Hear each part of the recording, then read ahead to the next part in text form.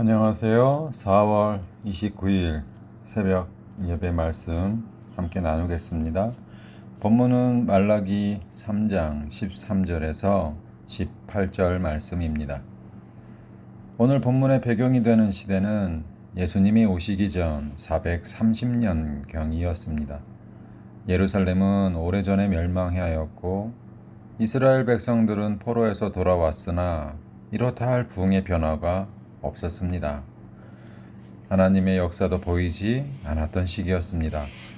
유다는 페르시아 제국의 식민지로 굳어져 가고 있었고 이스라엘 백성들이 고대하던 다윗과 솔로몬 시대의 영광은 기억에서 점점 사라지던 그러한 시기였습니다. 이러한 시대의 배경에 이스라엘 사람들의 신앙은 어떤 방향으로 나아갔을까요? 결론부터 얘기하자면 그들은 더 이상 하나님을 기대하지 않게 되었습니다. 그들에게서 더 이상 하나님의 백성으로서의 모습은 존재하지 않았고 하나님의 사랑도 의심하게 됩니다. 오늘 본문에 그 현실이 나타나 있습니다. 본문 말씀을 통해 우리의 믿음을 돌아보면서 메마른 우리 심령의 생기와 용기를 얻는 시간이 되길 소망합니다. 14절에 이스라엘 사람들이 말합니다. 하나님을 섬기는 것이 헛되다. 그러니까 믿어봐야 소용없다 라는 소리입니다. 만군의 여호와 앞에서 그 명령을 지키며 슬프게 행하는 것이 무슨 유익하리요 말합니다. 여기서 슬프게 라는 말은 금식하고 애통하고 회개하는 모습을 말합니다. 그러니까 하나님의 말씀대로 산다고 세상을 등지고 회개하면서 사는 것이 무슨 유익이 있겠냐라고 말하고 있는 것입니다. 비록 죄를 짓는다 해도 즐겁고 신나게 사는 것이 사람 사는 것 같지 않겠느냐 말하고 있는 것입니다. 더 나아가서 15절의 말씀에 보면 이 문장에서 중요한 말은 지금 우리는 이라는 말입니다.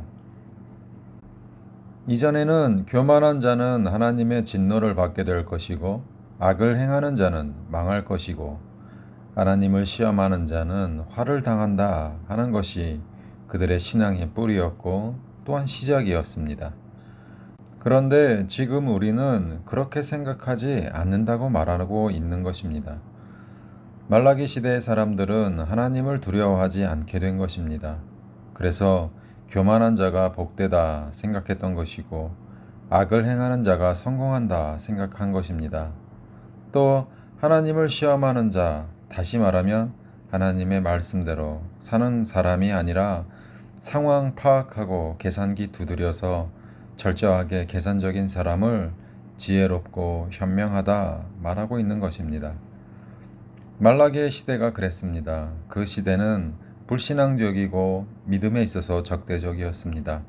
그런데 놀랍지만 말라기 시대와 지금 우리 시대의 차이점 무엇일까요? 2400년 전의 시대 상황을 이야기하고 있는데 왜 지금 우리 시대의 이야기를 하는 것과 같은 느낌이 드는 것은 저 하나의 오해일까요? 아닐 것입니다. 지금 우리 시대와 같은 상황 또 같은 고민이 그 당시에도 있었던 것입니다. 그래서 오래된 성경의 말씀이라고 옛날 이야기나 지난 시대의 역사라 치부할 수 없는 것입니다. 그때 이스라엘 백성들처럼 지금 우리 또한 멸망을 향해서 가기에 지금 우리에게 말씀하시는 하나님의 말씀으로 받아들여야 하는 것입니다. 사람들이 변하고 죄악이 번성한 시대였지만 언제나 상황과 대세에 따르지 않는 그러한 사람들은 있습니다. 16절 말씀에 보면 그때는 이라는 말이 나옵니다. 그때는 당시 사람들이 15절 말씀처럼 여호와를 섬기는 것이 헛되고 여호와의 말씀을 지켜봐야 무슨 유익이 있느냐 교만한 자가 복되고 악을 행하는 자가 번성하고 하나님을 시험하는 자가 화를 면한다는 소리를 말할 때입니다. 그때 그들과 함께하지 않은 사람들이 있었습니다. 그들은 여호와를 경외하는 사람들이었습니다. 이 사람들이 진정한 하나님의 백성들입니다. 오늘 본문에 보면 이들을 위하여 하나님이 하신 일들과 하실 일들에 대해 말씀해 줍니다. 무엇을 하셨습니까? 여호와께서 분명히 들으신다 말씀합니다. 하나님은 불신앙이 팽배하고 악이 만연한 상황 가운데서도 여호와를 경외하는 사람들이 아니야, 하나님은 살아계셔. 아니야, 나와 내 집은 믿음으로 살 거야. 내가 좀 손해를 보더라도 하나님이 말씀하신 이 길을 갈 거야 라고 말하는 소리를 들으셨다는 것입니다. 출애굽 이후 광야에서 이스라엘 사람들이 여호와를 원망하고 불신앙으로 그 입술을 범죄하였을 때에 민수기 14장 28절에 보면 여호와의 말씀에 너희 말이 내 귀에 들린 대로 내가 너희에게 행하리라 말씀하셨습니다.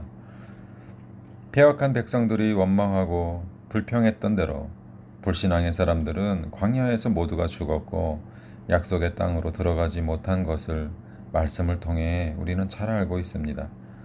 하지만 그러한 시대에도 여호와를 경외하고 그 이름을 존중히 여기는 자들의 소리 또한 놓치지 않으신다 말씀해 주시는 것입니다. 그것과 함께 여호와를 경외하고 그 이름을 존중히 여기는 자들의 결단과 고백은 기념책에 기록하셨다 말씀합니다. 요한계시록 20장 12절에 보면 하나님의 보좌 앞에는 책들이 있다고 말씀합니다. 우리가 잘 알고 있는 책은 생명의 책인 구원의 책이 나오고 사람들의 행위를 기록한 책이 있다고 말씀합니다. 그리고 오늘 본문에서는 기념책이 있다 말씀합니다.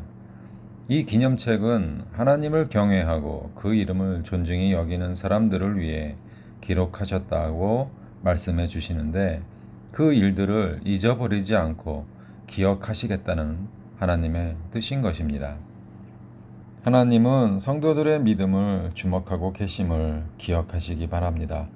성도들의 믿음의 고백과 믿음의 결단을 들으셔서 기념책에 기록하시는 분이심을 우리는 기억해야 할 것입니다. 17절과 18절 말씀에 보면 내가 정한 날이라는 말이 나옵니다.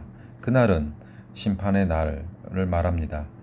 심판의 날에 하나님께서 그들에게 특별한 소유로 삼으시고 아끼시는 은혜를 덧입어 특별한 소유가 되게 하실 것이라는 하나님의 약속입니다. 그리고 심판의 날 분명히 드러나는 일이 있을 것인데 그것은 누가 진정한 의인이고 악인인지 누가 여호와를 섬기는지 또한 아닌지 분별하게 될 것이라고 말씀해 주고 있습니다. 하나님을 섬기는 것은 헛된 일이 아닙니다. 하나님은 보고 듣고 또한 책에 기록하여 심판과 영광을 주시는 분이십니다. 그리스도로 인하여 구원을 받았고 주님을 따라 살아가는 성도는 그리스도가 그랬던 것처럼 세상에서 빛과 소금의 역할이 되어야 할 것입니다. 비록 세상은 교만하고 죄악을 향하여 하나님을 시험하지만 신앙인들은 오늘도 그리스도의 사랑을 본받아 우리의 삶에서 믿음을 지키며 살아갑니다. 울며 씨를 뿌리면 기쁨으로 단을 거두는 날이 반드시 오기 때문입니다. 기도하겠습니다.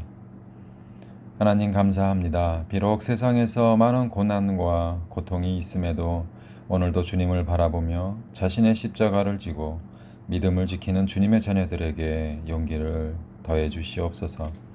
십자가에서 용서의 본을 보이셨던 주님처럼 세상에서 살아갈 때에 악을 악으로 갚지 않도록 하시고 원수를 용서하고 죄인을 사랑하는 참 그리스도인이 되게 하옵소서. 우리의 힘으로가 아닌 우리와 함께 하시는 성령님의 인도함을 오늘도 하루도 구하오니 믿음으로 승리하는 오늘 하루가 되게 하옵소서. 감사드리며 우리를 위해 피 흘려 주신 예수 그리스도 이름으로 기도했습니다. 아멘. 오늘도 좋은 하루 되시고 또한 감사가 넘치는 하루 되시길 바랍니다. 감사합니다.